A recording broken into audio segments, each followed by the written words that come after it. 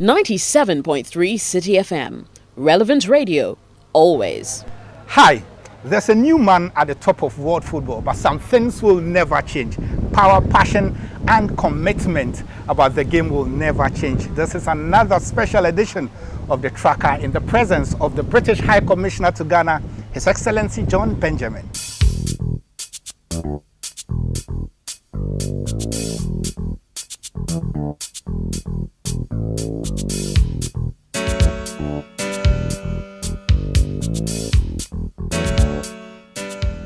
So you're welcome back. This is a special edition. We are having His Excellency Jon Benjamin, the British High Commissioner to Ghana, joining us. He's a man that loves his football.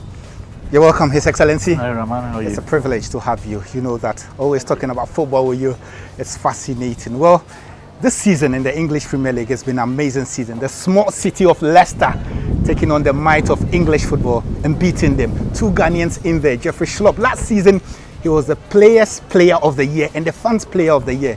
He's not been too regular in the starting 11 this season. But what do you make of his general contribution?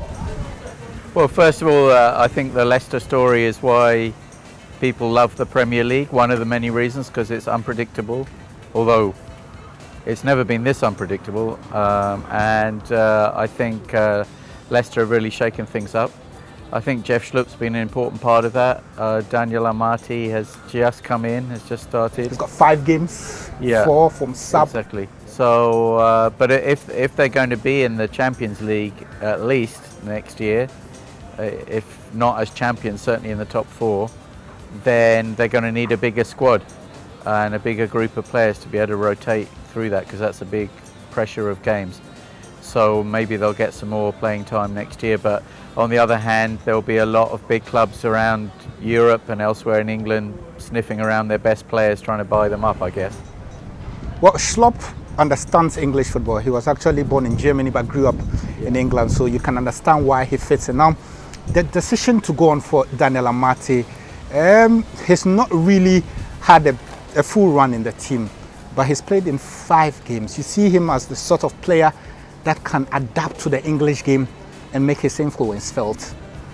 Well, I met both of them last week here in Accra for the first time after the Black Stars game, and they seem 2 very level-headed guys. As to whether Daniel Amati can make it, you never know, do you, until they've had an extended run.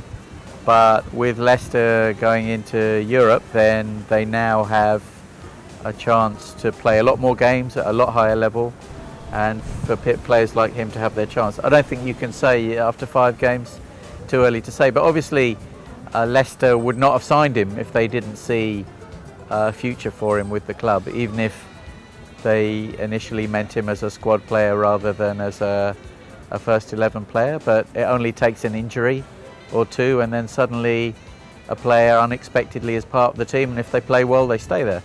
Well, last season at the same time they were fighting for their lives in the English Premier League. What a difference a year can make. But one team that got arguably the best Ghanaian player in Europe this season is Ayew. He's got 8 goals, 2 assists. He's tailed off a bit in the last few games. But generally, what do you make of Andre's adaptation to English football? It's been a bit patchy because he had a great start to the season. I remember when Swansea beat Manchester United, he looked like a world beater. And the Swansea themselves dropped off quite a lot, and I guess that made it harder for Andre. But he's definitely quality. I wonder whether he'll move on to a bigger club with a bigger budget, bigger aspirations maybe.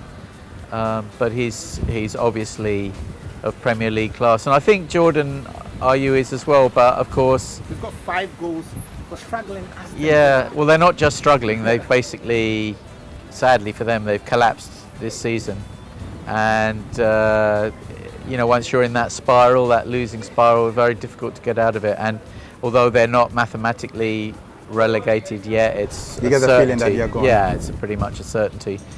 I don't know what sort of contract Jordan negotiated himself, whether it includes an escape clause in the case of relegation. Most players do include that now. I doubt he wants to play in the 2nd tier in the Championship next year. Which is very competitive these days. It's hard to get out of. That's for sure. It's a big gulf between the Championship and the Premiership in general, but it's a very hard league to get out of. It's a long season, more teams in the league. It's been a disappointment for Jordan, but he's a young guy. He can bounce back from that. But nobody likes to be relegated in any country, in any league. Yeah. That's the challenge. Jordan Ayew, 5 goals now.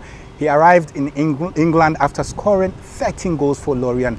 A lot of the guys didn't feel his style of play was suited to the English game. Now, I think he's done his bit. If somebody could get Aston Villa another 5 points, they would be way better than they are this particular season. He will work under 3 managers already. You are told that Remy Gard is gone. Before him, also Tim Sherwood had left Aston Villa already. Sadly, one of our own is struggling. But let's move away from Aston Villa to England. Baba Abdulrahman, he was the highest bought for Chelsea in a season where Chelsea have struggled for consistency. Key players have struggled. Eden Hazard, Diego Costa. Even at a point in time, Cesc Fabregas struggled and all that. What do you make of Baba's performance at a huge club like Chelsea? Yeah. Again, it's a bit early to say. I've seen him a couple of times. Okay, I think, but he needs a longer run in the team. And of course, we don't know for sure who the next manager is going to be. We hear Conte. Yeah, could be, but we don't know what that style of play is going to be like and what budget they've got for buying other players. It's difficult, sometimes players do really well at slightly smaller clubs like Wilfried Bony at Swansea, and then they go to bigger clubs and they just sit on the bench the whole time and they don't get a game. And then the pressure gets them. So you've seen Boney's performances for Man City haven't been as good as they were for Swansea or as good as expected. It's difficult. So it's difficult to answer in terms of what the future for Baba is. But of course he's a very good player, and if he doesn't make it at Chelsea, he'll have plenty of other offers, I'm sure. Amazing. So out of these 5 players, Jeffrey, Daniel Amate, Jordan Ayew, Andre Ayew, Baba Rahman, who's impressed you the most this season? Probably Andre, but particularly in the first half of the season, less so in the second half. I think Jeff Schlupp's a great player. So but none of them are as good as Dimitri Payet of West Ham. We'll see about that. I'm sure you just needed to bring in Dimitri Payet because he plays for West Ham United. You've seen a lot of Ghanaian football. Now you were at the stadium to see Ghana play Mozambique. Impressions? I mean, we are under Evram Grant, who's an Israeli coach. The team's style of play, what do you make of it? Well, it was a hard graft, that game. I think the pitch was very heavy because of the rain the night before. It wasn't the most, how shall I say, attractive game of football I've ever seen, but in qualification it doesn't really matter. You just got to win and get through, and they did the job that was necessary. As for Avram Grant, well, he did very well in the AFCON. He'd only just come in, he's got to pull players together who play all over the world, or certainly all over Europe. Some in America, a couple in America, and so on. It's difficult to meld that group of players into a team when you've only got access to them a few times a year.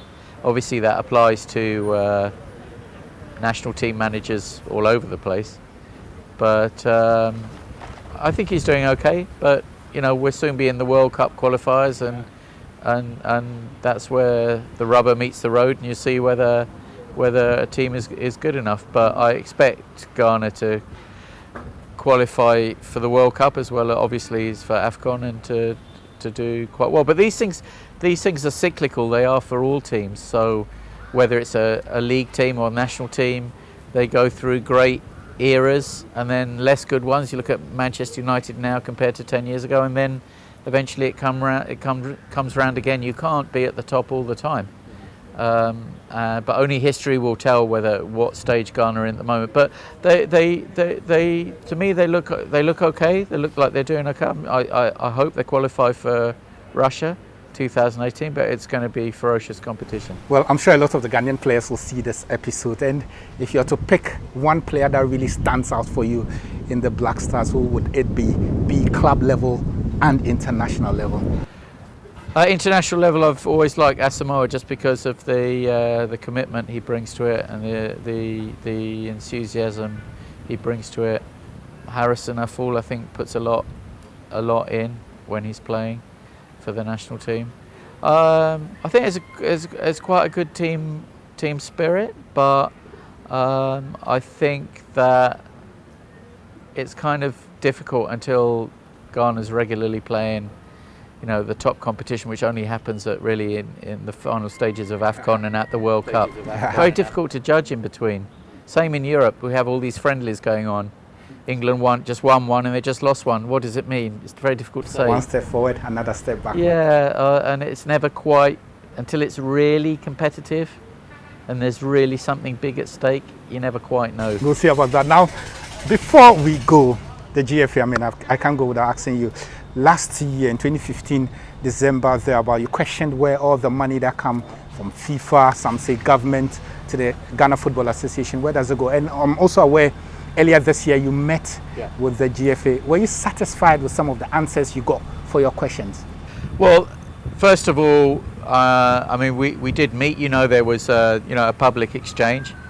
I have to say, it wasn't me who indulged in personal insults at any stage. I just asked the question, and I think it's regrettable, although we've now drawn a line under it, that some of the responses were in the form of personal attacks rather than addressing the issue. So we've taken our discussion offline, if you like, and we've had a couple of real heart-to-hearts. And I think all football associations, including the GFA, now in this new FIFA era of greater openness and greater transparency, all FAs need to get with that program basically and be much more transparent about what money they receive and what they do with it.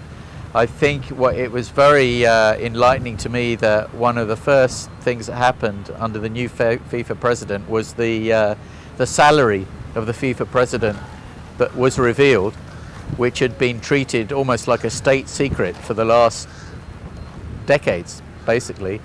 And I think more of that will come. So if you look at what Transparency International reported on not just the GFA but all football associations last year, basically what they were complaining about was a lack of transparency. And I think football fans everywhere have a right to know what their association receives, what they do with the money, how much its senior officials are paid, and what's invested in grassroots football. And I think those themes are still current and they're still relevant and they still need to be answered. You look at what's happened in the last country I served in before I came to Ghana, which is Chile. The president of the Chilean Football Association, who I knew then, is now in a prison cell in Miami. I mean, this is a worldwide theme, and I think the shake-up in FIFA means there's going to be a bit of a revolution in the degree of transparency that's demanded all around the world.